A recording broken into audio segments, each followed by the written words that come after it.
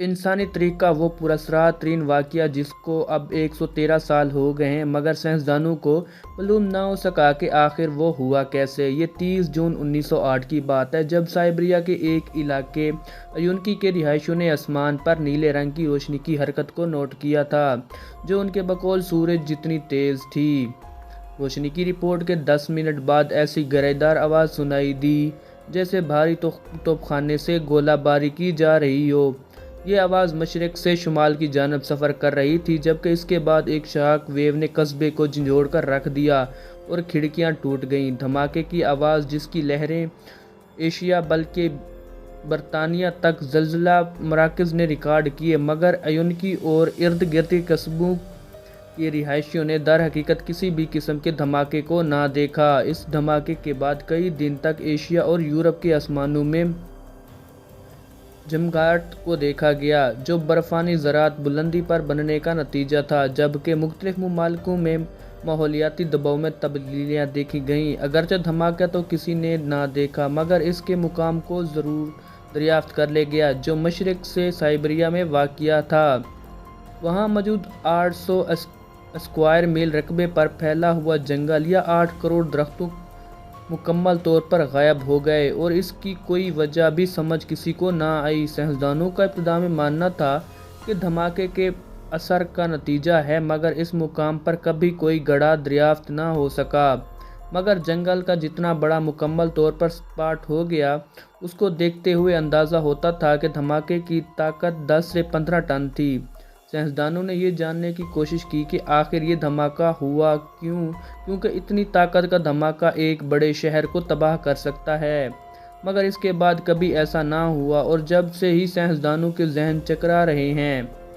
کہ آخر ایسا ہوا کیوں اور اس کی وجہ کیا تھی۔ خوش قسمتی سے وہ علاقہ آباد نہ تھا، ورنہ بہت زیادہ انسانی جانوں کا ضیاع ہوتا، مگر دھماکے کے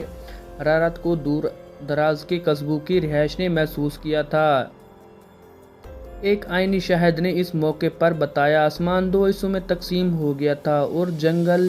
کے اوپر آسمان کا شمالی حصہ آگ سے بھرا ہوا لگتا تھا۔ اس کا کہنا تھا اس وقت ایک آسمان میں ایک دھماکہ ہوا اور بہت بڑا کریش ہوا،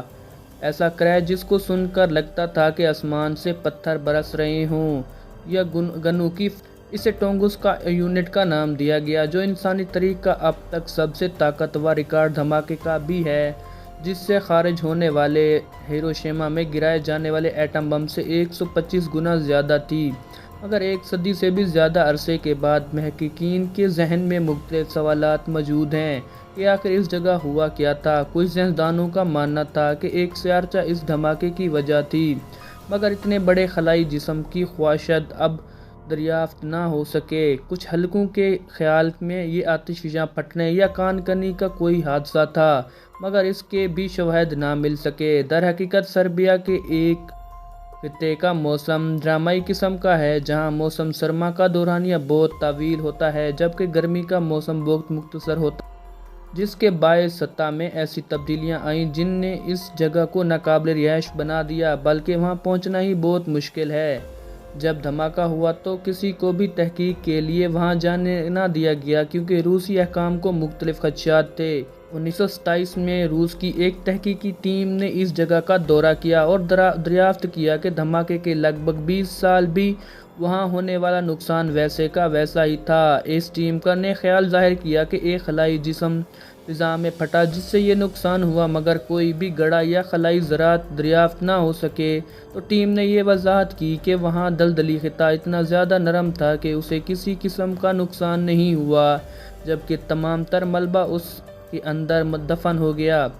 مگر دلدلی حصے کی گہرائی میں کچھ بھی دریافت نہ ہو سکا۔ اور کچھ دہائیوں بعد روسی سائنسدانوں نے کہا کہ یہ شہاب ثاقب نہیں بلکہ دم دار ستارہ تھا، جن کا زیادہ تر حصہ چٹانی نہیں بلکہ برف پر مبنی ہوتا ہے۔ زمین کے ماحول پر ہونے والی تباہی کے بعد برف بخارات بن کر اڑ گئی، مگر یہ خیال بھی درست ثابت نہ ہو سکا۔ تو پھر عجیب خیالات سامنے آئے، جیسا کہ کسی خلائی مخلوق کا اسپیس کرافٹ اس مقام پر گر کر تباہ ہو گیا۔ 1958 میں محققین نے اس مقام سے سلیکیٹ اور مقناطیسی پتھر کے ننھے منھے ذرات کو دریافت کیا۔ اور مزید تحقیق سے ثابت ہوا کہ وہاں کی سطح میں نقل کی مقدار زیادہ ہے، جو شہاب ثاقب کا ایک جانا مانا عنصر ہے، مگر بحث تھم نہیں سکی اور 1973 میں ایک تحقیق میں اندیا دیا گیا کہ ایک بلیک ہول کا زمین سے ٹکراؤ اس دھماکے کا نتیجہ ہوا، مگر اس کی تردید پر مبنی تحقیق بھی فوری طور پر سامنے آ گئی۔ 2014 میں یوکرین کے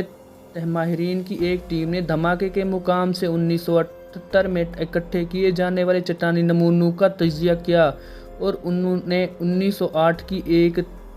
تہیہ کو دریافت کیا۔ ماہرین نے کاربن منزل لونڈیلیٹ کے آثار دریافت کیے جو اس وقت تشکیل پاتا ہے جب کوئی شہاب ثاقب زمین سے ٹکراتا ہے، مگر یہ بھی واضح نتیجہ نہیں تھا، اور 2020 میں ایک تحقیق میں خیال ظاہر کیا گیا کہ ایک بڑا آئرن شہاب ثاقب زمین کے اتنے قریب آ گیا